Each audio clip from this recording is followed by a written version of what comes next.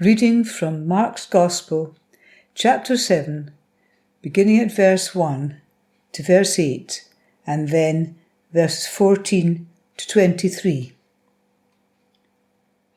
Clean and unclean.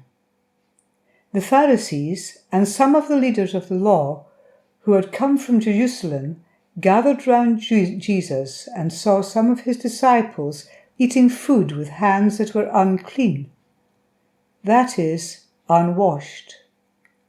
The Pharisees and all the Jews do not eat unless they give their hands a ceremonial washing, holding to the tradition of the elders. When they come from the marketplace, they do not eat unless they wash, and they observe many other traditions, such as the washing of cups, pitchers, and kettles.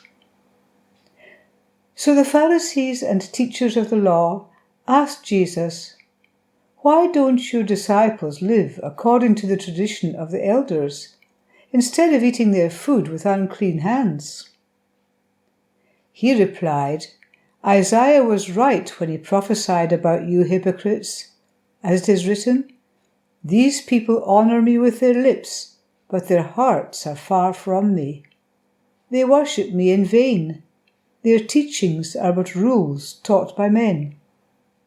You have let go of the commands of God and are holding on to the traditions of men." And in verse 14, again Jesus called the crowd to him and said, "Listen to me, everyone, and understand this. Nothing outside a man can make him unclean by going into him. Rather, it is what comes out of a man that makes him unclean." After he had left the crowd and entered the house, his disciples asked him about this parable. "Are you so dull?" he asked. "Don't you see that nothing that enters a man from the outside can make him unclean? For it doesn't go into his heart, but into his stomach, and then out of his body." In saying this, Jesus declared all foods clean. He went on, "What comes out of a man is what makes him unclean.